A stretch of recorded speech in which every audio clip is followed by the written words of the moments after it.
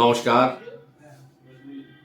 অধিকাংশ মানুষ যারা আমাদের কাছে এই হরোস্কোপ অ্যানালিসিস করতে আসে, মূল সমস্যাটা হয়ে যায় ক্যারিয়ার, উপার্জন, তারপরে অবশ্যই পারিবারিক সমস্যা।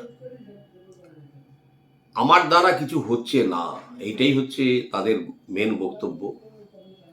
যে কোনোখানে কেউ হয়তো কর্ম করে, কর্মস্থলে তার সঙ্গে বনিবনা নেই, বসের সঙ্গে তার মনোমালিন্য, কলিগদের সঙ্গে তার মনোমালিন্য। আপনি দেখবেন এই শ্রেণীর মানুষেরা একটু নিজে যেটা ভাববে সেটাকেই মনে করবে ঠিক। যদি নিজে ভাবে সূর্য পশ্চিম দিকে উঠেছে, কেউ ওদের বিশ্বাস দিতে পারবেন না যে সূর্য পূর্ব দিকে ওঠে। তো যেহেতু এদের মনটা এমন একটা জায়গাতে এদেরকে নিয়ে যায়, যেটা চট করে কারো উপদেশ ভালোবাসে না। যদি কেউ বলে তোমার লাইফের এই দিকটা ঠিক নয়, শুনতেও চায় না। এদের মূলত ডিস্টার্বের যে দুটো জায়গা আমরা দেখি, সেকেন্ড হাউস, থার্ড হাউস। এই থার্ড হাউসটা তারা যে জিনিসটা ইনিশিয়েট করে, ভুল পথে ইনিশিয়েট করে। আর সেকেন্ড হাউস এদের দেখবেন কুটুম্ব, আত্মীয় স্বজন, এদের বাণী সঠিক নয়। যেই কারণে এই সেকেন্ড আর থার্ড হাউসের ডিস্টারবেন্সের কারণে এদের জীবনে কিছু হয়েও হয় না। অতঃপর এরা দেখবেন একটু অলস প্রকৃতির, কিছু না করে পাওয়ার প্রবণতা, এই জাতীয় জিনিস আছে। আমরা যতবার বলি যে একটু সূর্যের আলোতে বসুন, একটু লোক সমাজে মেলামেশা করুন, এগুলো কিন্তু তাদের খুব একটা ভালো লাগবে না। প্রেডিকশন দেওয়ার মধ্যে যখন আমরা দিই, আমরা প্রথমে যখন লগ্ন চার্ট, তারপরে আপনার দশমাংশ, নবাংশ, কারকাংশ, কারেন্ট ট্রানজিট সমস্ত অ্যানালিসিস করে সমস্ত বলার পরে আধ্যাত্মিক জায়গাগুলোর উপরে তখন কিন্তু আর মানুষ এগুলো করতে চায় না। অতঃপর যে প্রতিকারগুলো বলা হয়, সেই প্রতিকারগুলো যথাসময় নেয় না, ভুল প্রতিকার নিয়েই সে চলছে, কারণ আবার তার অর্থ খরচ। এবার অর্থ যখন হাতে আসে, কত তাড়াতাড়ি সেটাকে খরচ করবে সেই পরিকল্পনা করে। অর্থ আসলে বাড়িতে সেগুলো বলে না। এইভাবে কিন্তু মানুষের স্বভাব আজকে তার সাফল্যের পথে একটা অন্তরায় হয়ে দাঁড়িয়ে আছে। এই স্বভাবের পরিবর্তন আপনি যতক্ষণ না করবেন, দয়া করে অ্যাস্ট্রোলজির পেছনে সময় নষ্ট করবেন না। কেন পৃথিবীর কোনো অ্যাস্ট্রোলজার আপনার স্বভাবের পরিবর্তন করতে পারবে না।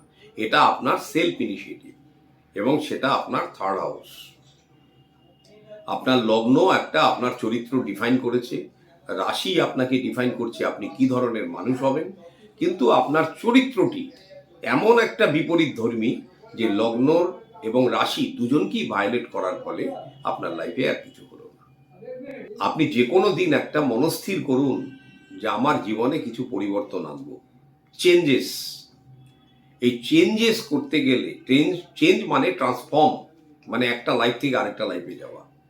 প্রথম কাজটাই করতে হবে আপনার রবি আর শুক্র, এই দুটোকে ঠিক করতে হবে।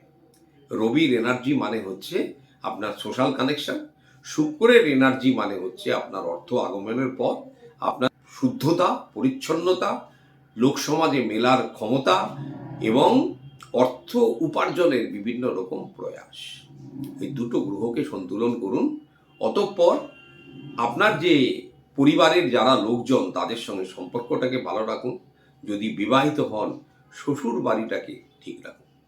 এই শ্বশুর বাড়ির স্থান মানে আমাদের এই যে দ্বিতীয় স্থান, এই দ্বিতীয় স্থান এমন একটা বিপজ্জনক যে একটা মানুষের সব কিছু ভালো থাকা সত্ত্বেও এই ধনভাগ্যটা তার খারাপ হয়ে যায়, যেহেতু তার শ্বশুর বাড়ির স্থান খারাপ।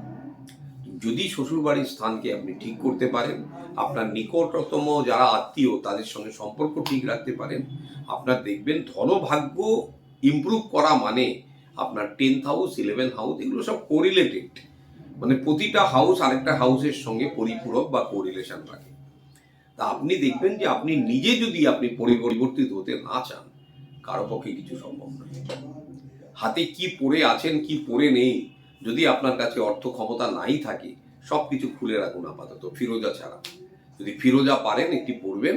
আর কোনো রত্ন, কেন রত্ন এখন নিতে গেলেও সবই প্রায় বহুমূল্য, ধারণ করার প্রয়োজন নেই। দুটো সাতমুখী, একটা পাঁচমুখী, বা দুটো সাতমুখী, দুটো পাঁচমুখী রুদ্রাক্ষ পড়ুন, আর কিচ্ছু করতে হবে না। এইভাবে চলুন, 3-4 মাস দেখুন করে কি হয়। একটু মুখের যত্ন নেওয়া, শরীরের যত্ন নেওয়া, পোশাক আশাকগুলো দিয়ে একটু খেয়াল করুন।